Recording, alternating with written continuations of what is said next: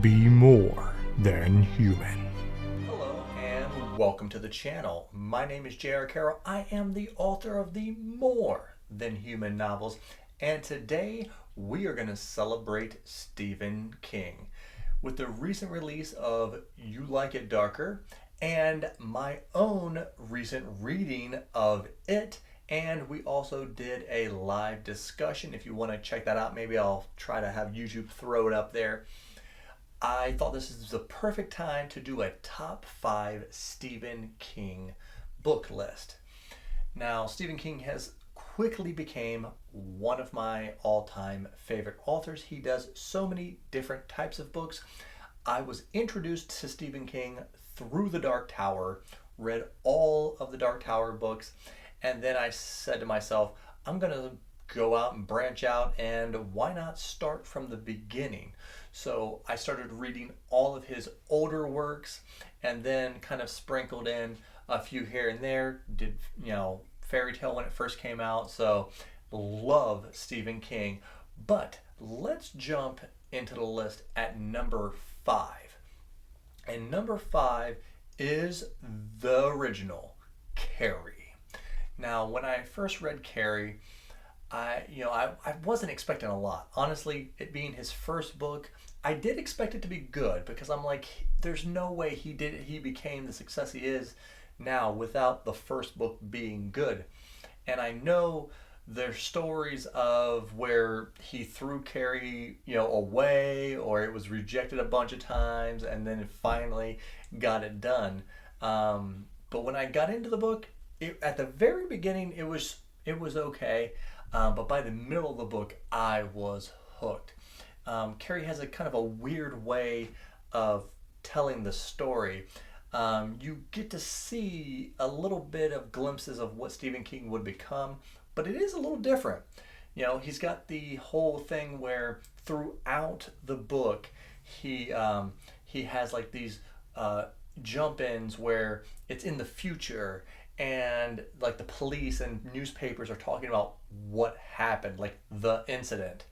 And some people don't like that, but I love that. I love the jumping out and talking about what happened from people in the future's viewpoint. Excellent. I thought it was great. The dynamic, the mother-daughter dynamic, the weird, wasn't sure if it was supernatural, but amazing. Carrie, even better than all the remakes that they've made of the movies. Now, number 4, this is like, I really think these top 4 are top tier books. I don't give star ratings, but I would say if I did, 4 to 1 are all 5 stars. And number 4, possibly the most shocking ending to a Stephen King book of all time, and that is Cujo. I will always push Cujo, just because I think it's one of those things where it is the shining example of what Stephen King does in all of his books, especially his bigger books. Now, Cujo is not a big book, but it does the thing where he kind of goes off on tangents. Like you'll walk into a grocery store or something, and then he looks at the cashier, and then all of a sudden we're going off pages and pages about what the cashier's life was like. A lot of that happens in Cujo, but he blends it perfectly as they all merge at the end of the book. And the book's ending is like, it's not that it's it's not expected to end the way it does, but just the twists that he puts on at the end of the book is fantastic and horrific. Very bad, very bad. All right, now in the top 3, we're getting to the top 3 here. The top 3, you could flip these any way you want, and I'd still be okay with it. I went back and forth, and I'm just like, you know what, this is, I was like, this is the way I'm gonna do it. So number 3 is Stephen King's It. And what a chunker of a book this was. The biggest book I've ever read.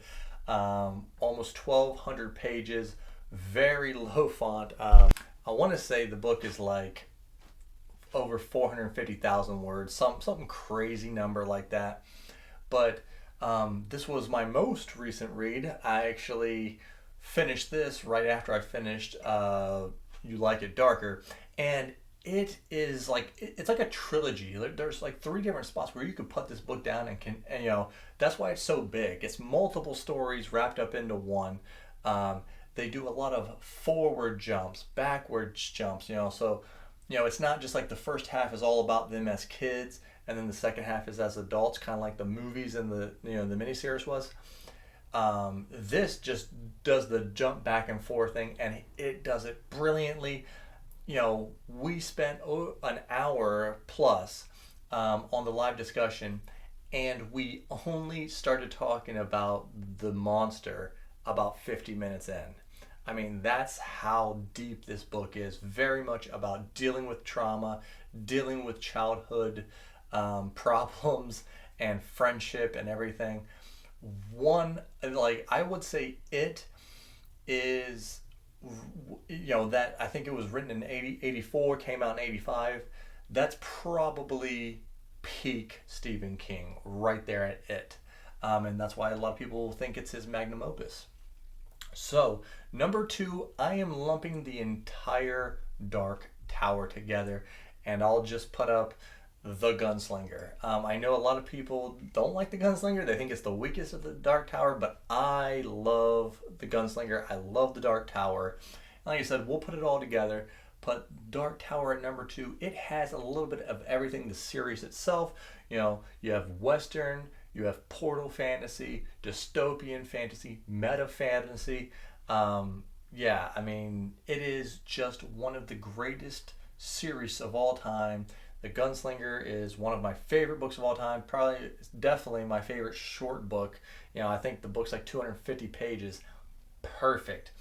Now, number 1, to me, if I had read this when I was younger, it may not be number 1, but because I read it when, you know, since I've had, you know, my son, there's an old beat up copy of Pet Sematary by Stephen King.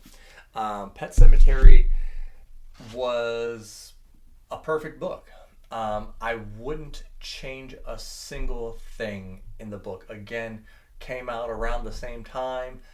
Peak Stephen King. If you're a parent and you read this book, man, it's going to hit you so hard. The lore that's inside this book, and again, it's not a huge, you know, Pet Sematary is not a huge book, but the lore is so well done by Stephen King. I mean, I can't heap enough praise, you know, about Pet Sematary. I will always recommend it to everybody. It's got a little bit of everything: the horror, the supernatural, the monsters. It has a little bit of everything, a little bit for everyone, you know. But yeah, that is my list. And just remember, sometimes dead is better. And also, be more than human.